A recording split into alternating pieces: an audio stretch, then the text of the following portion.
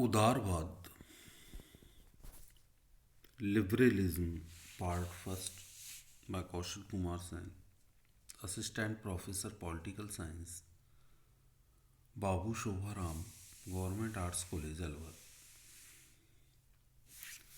हम BA part first के paper राजनीति विज्ञान के मूलाधार के अंतर्गत आज उदारवाद का अध्ययन करेंगे। उदारवाद ये विचारधाराएं हैं जो व्यक्ति व राज्य के परस्पर संबंधों पर आधारित विचारधाराएं हैं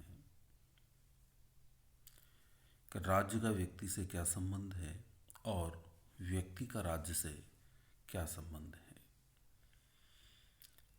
इस संबंध के आधार पर ही विभिन्न विचारधाराओं का जन्म हुआ, जिनमें उदारवाद, व्यक्तिवाद, अराजकतावाद, आदर्शवाद आदि। सबसे पहले उदारवाद से तात्पर्य अर्थात इसका अर्थ एवं परिभाषाओं का अध्ययन करेंगे। उदारवाद अंग्रेजी शब्द लिबरलिज्म का हिंदी अनुवाद है, जो स्वयं लिबरलिज्म की उत्पत्ति लैटिन भाषा के लीवर नामक शब्द से हुई है, लिबे नामक शब्द से हुई, जिसका अर्थ है बंधनहीन अवस्था अथवा स्वतंत्रता। इस प्रकार शाब्दिक दृष्टि से उदारवाद एक ऐसी विचारधारा है जिसका केंद्रीय विषय स्वतंत्रता अथवा व्यक्ति की स्वतंत्रता है। अपने जन्म से ही उदारवाद ने सामाजिक राजनीतिक जीवन के प्रत्येक क्षेत्र में किसी भी प्रकार की निरंकुशता, क्रूरता एवं दमन के विरुद्ध व्यक्ति की स्वतंत्रता का समर्थन किया है। तो विद्यार्थी ध्यान देंगे कि उदारवाद मुख्यतः व्यक्ति की स्वतंत्रता पर जोर देता है कि व्यक्ति पर कम से कम प्रतिबंध राज्य के होने चाहिए ताकि व्यक्ति अपने व्यक्तित्व का संपूर्ण विकास कर सके।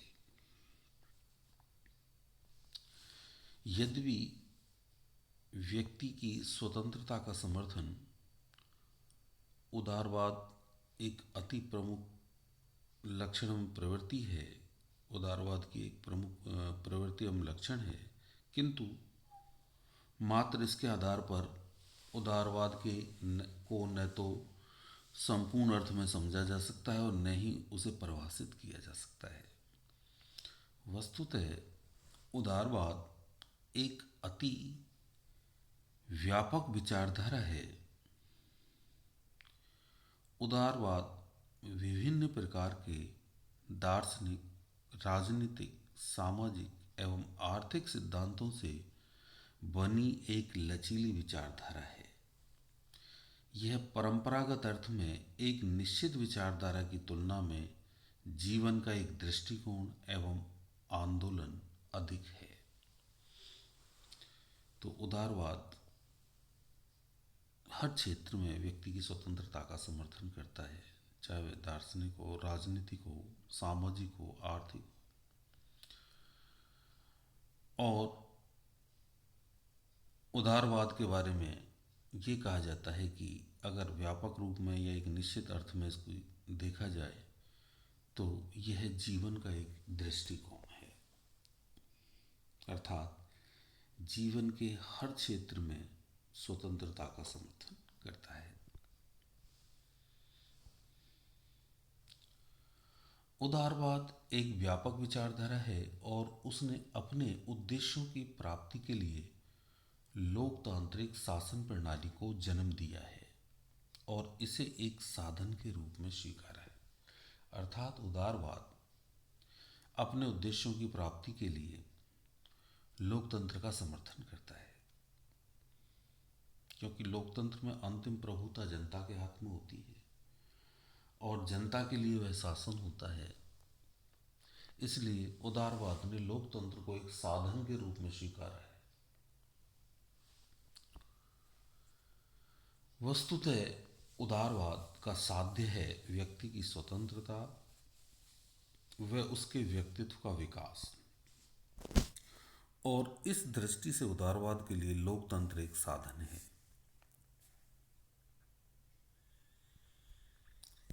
उदारवाद की परिभाषा है, सबसे पहले W.M. मैकगोवन की परिभाषा है कि एक राजनीतिक सिद्धांत के रूप में उदारवाद दो पृथक तत्वों का यौगिक है। इनमें से एक लोकतंत्र और दूसरा व्यक्तिवाद। मैकगोवन के अनुसार उदारवाद दो तत्वों का यौगिक है, मिश्रण नहीं है। मिश्रण जिसे मिक्सचर बोलते हैं वो नहीं है कि लोकतंत्र और व्यक्तिवाद के मिश्रण से उदारवाद बना, ऐसा नहीं है। वह लोकतंत्र और व्यक्तिवाद दोनों का यौगिक है, अर्थात कंपाउंड है। इसका सरल अर्थ है कि उदारवाद अपने निर्माणकारी तत्वों से कुछ भिन्न है। एक तीसरा मतलब बना दोनों से, लेकिन एक तीसरा कंपाउंड बनाए, यौगिक बनाए, जिसके अपने गुण हैं। इसने लोकतंत्र का विकास लोक कल्याणकारी राज्य की अवधारणा तक किया है और व्यक्तिवाद का विकास भावात्मक स्वतंत्रता तक। दूसरी परिभाषा एनसाइक्लोपीडिया ब्रिटानिका की है। ये कहती है कि यह शासन की एक पद्धति तथा नीति के रूप में स्वतंत्रता के प्रति प्रतिबद्धित विचार है। यह समाज के संगठन का एक सिद्धांत है तथा व्यक्ति व समाज की एक जीवन शैली है।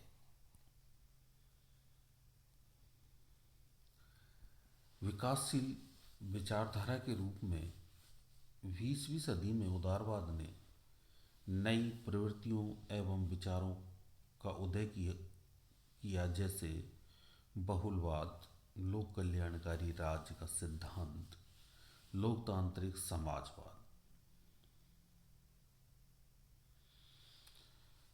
सन 1969 के बाद उत्तर व्यवहारवाद के रूप में उदारवादी मानव मूल्यों की पुनः स्थापना पर जोर दिया गया है।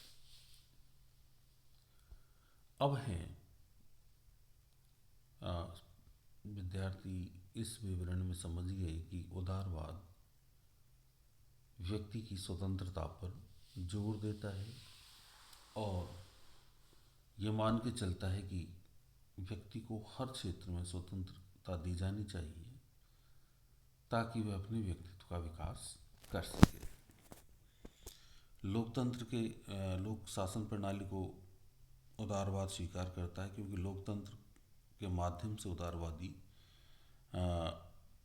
उद्देश्यों को पूरा किया जा सकता है। उदारवाद में व्यक्तिवाद और लोकतंत्र दोनों के तत्व दिखाई देते हैं। अब हम उदारवाद के मूल सिद्धांतों का अध्ययन करते हैं। आधुनिक काल तक संपूर्ण उदारवाद के 3 उपभेद दिखाई देते हैं। परंपरागत उदारवाद, उदारवाद 3 रूप हैं, जिन्हें परंपरागत उदारवाद, आधुनिक उदारवाद और समकालीन उदारवाद। तो ये पार्ट फर्स्ट की इस पुस्तक में हम 2 प्रकार के आगे चल के उदारवाद का अध्ययन करेंगे, जिन्हें परंपरागत या शास्त्रीय उदारवाद और आधुनिक उदारवाद। उदारवाद के मूल सिद्धांत इस प्रकार हैं। पहला, मानव विवेक में आस्था।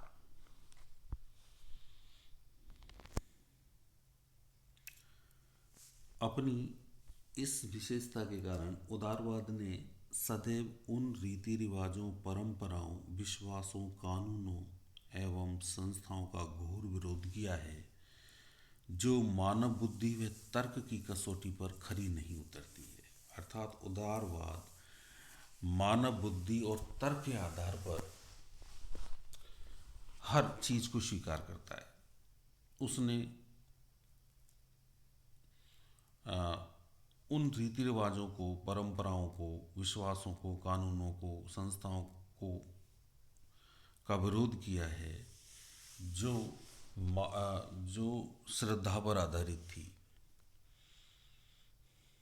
जो मध्यकाल में दिखाई देता था कि उस समय चर्च का बोलबाला था और हर चीज़ श्रद्धा और विश्वास पर टिकी हुई थी, लेकिन उदारवाद ने मानव बुद्धि व तर्क की कसौटी पर हर राजनीतिक सिद्धांत को परखा और उन्हें स्वीकार किया।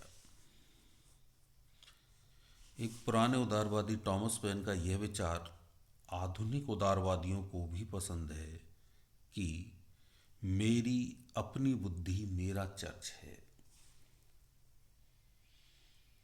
टॉमस पेन ने कहा कि मेरी अपनी बुद्धि मेरा चर्च है, अर्थात इसका सरल अर्थ है कि जीवन के सभी क्षेत्रों में निर्णय भावना एवं अंधविश्वास के आधार पर नहीं, अपितु केवल बुद्धि के आधार पर लिए जाने चाहिए।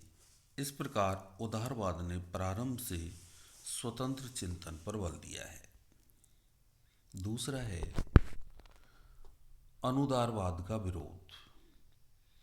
उदारवाद मानव बुद्धि व विवेक में पूर्ण आस्था रखता है, इसलिए यह नियतिवाद व भाग्यवाद का विरोध करता है। यह मानता है कि मनुष्य अपने बुद्धिबल तथा प्रयत्नों से अपने भाग्य का स्वयं निर्माण करता है। इस रूप में उदारवाद एक प्रगतिशील आंदोलन है और उस प्रत्येक परंपरा, विचार एवं संस्था के विरुद्ध व्यक्ति को विद्रोह की प्रेरणा देता है जो व्यक्ति के विकास में बाधक है। अगला है समाज व राज्य कृत्रिम संस्थाएं हैं। उदारवादियों ने समाज व राज्य को अपनी प्रकृति से कृत्रिम अर्थात यांत्रिक संस्थाएं माना है। उनका मत है कि व्यक्तियों ने इन संस्थाओं को अपनी आवश्यकताओं की पूर्ति के लिए सोच समझकर बनाया है। अगला व्यक्ति साध्य और राज्य साधन है।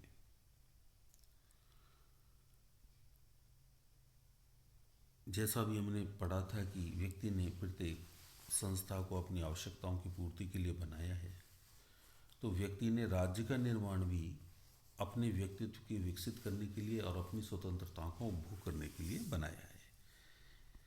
इसलिए वह कहता है कि समस्त सामाजिक राजनीतिक जीवन का केंद्र स्वयं व्यक्ति है।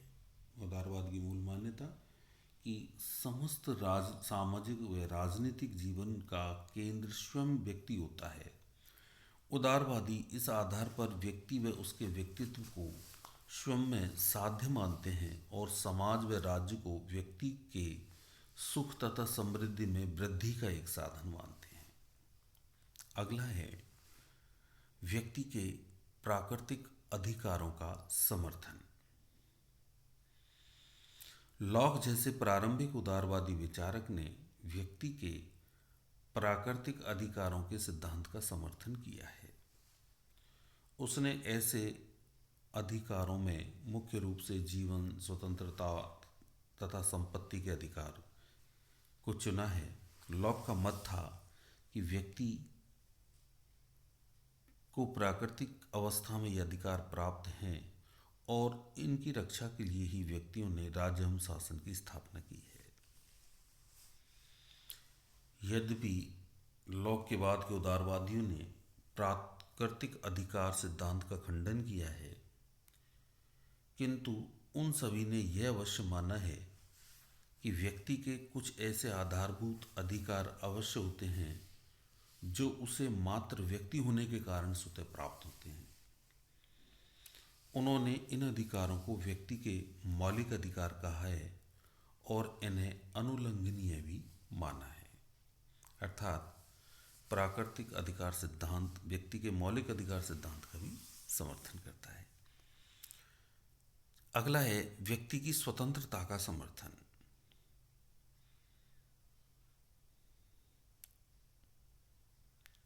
उदारवादियों के दर्शन में व्यक्ति की स्वतंत्रता का आधारभूत महत्व है। वे व्यक्ति के समस्त अधिकारों में व्यक्ति की स्वतंत्रता को सबसे महत्वपूर्ण मानते हैं। व्यक्ति की स्वतंत्रता से उनका अर्थ है कि व्यक्ति को अपने विवेक के अनुसार आचरण करने का अधिकार प्राप्त होना चाहिए। आधुनिक उदारवादी इसे चयन की स्वतंत्रता के रूप में मान्यता देते हैं। उन्होंने राजनीतिक, आर्थिक, सामाजिक, धार्मिक, बौद्धिक एवं सांस्कृतिक सभी क्षेत्रों में व्यक्ति की स्वतंत्रता का समर्थन किया है। उदारवाद ने स्वतंत्रता के अनेक प्रकारों का भी समर्थन किया है, जैसे नागरिक स्वतंत्रता, राजनीतिक स्वतंत्रता, आर्थिक स्वतंत्रता, राष्ट्रीय स्वतंत्रता, नैतिक स्वतंत्रता आदि। अगला है राज्य के उद्देश्य से संबंधित सिद्धांत। उदारवाद ने राज्य को अपनी प्रकृति से एक कृत्रिम संस्था एवं साधन माना है। अतः सभी उदारवादियों ने राज्य के सीमित उद्देश्यों एवं कार्यों का समर्थन किया है। 20वीं सदी के उदारवादियों ने राज्य के उद्देश्य एवं कार्य की दृष्टि से लोक कल्याणकारी राज्य की अवधारणा को स्वीकार कर लिया है। उनमें से कुछ ने उक्त विषय में लोकतांत्रिक समाजवाद की धारणा को भी स्वीकार किया है। अगला है असीमित अथवा समग्रतावादी शासन के विरोध का सिद्धांत। वे समग्रतावादी अर्थात उदारवादी समग्रतावादी शासन एवं राज्य व्यवस्था के विरोधी हैं। 20वीं सदी के उदारवादियों ने फासीवाद, नाजीवाद, साम्यवाद आदि समग्रतावादी राज्य व्यवस्थाओं तथा सैनिक अधिनायक तंत्रों के विरोध को उचित माना है। अगला पंथ निरपेक्ष राज्य।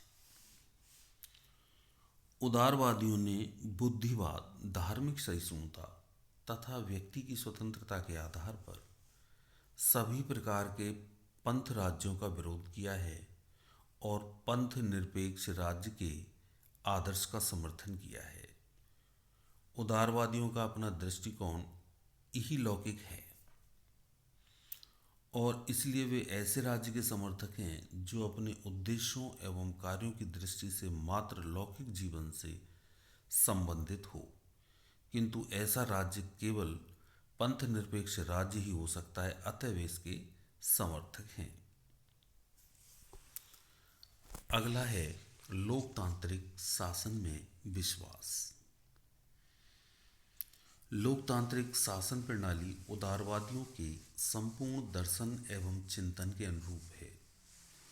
इस शासन प्रणाली का आधार बुद्धिवाद है। इसमें जनमत के माध्यम से अनुदारवाद का विरोध संभव है। इस प्रणाली में व्यक्ति को साध्य व स्वयं शासन को साधन माना जाता है। इसमें व्यक्ति के विभिन्न अधिकार व स्वतंत्रताएं अधिक सुरक्षित हैं और मानव की गरिमा की रक्षा करते हुए संवैधानिक तरीकों से सामाजिक व आर्थिक परिवर्तन की गुंजाइश भी है। अगला अंतर्राष्ट्रीयवाद एवं विश्व शांति का समर्थन। उदारवाद न केवल आंतरिक क्षेत्र में अपितु अंतर्राष्ट्रीय क्षेत्र में भी राज्य की निरंकुश व स्वेच्छाचारी शक्ति का विरोधी है। उदारवाद अपनी प्रकृति से सार्वभौमिक मानव मूल्यों का दर्शन है और जीवन की विविधताओं में उसकी आस्था है। अतः उसका विश्वास है कि विभिन्न राजनीतिक विश्वासों एवं राज व्यवस्थाओं वाले राज्य एक साथ शांतिपूर्ण ढंग से रह सकते हैं। इस प्रकार ये उदारवाद की मूल मान्यताएं थी जिनका अध्ययन हमने किया। अब हम अगले अंक में उदारवाद के प्रकारों का अध्ययन करेंगे। धन्यवाद।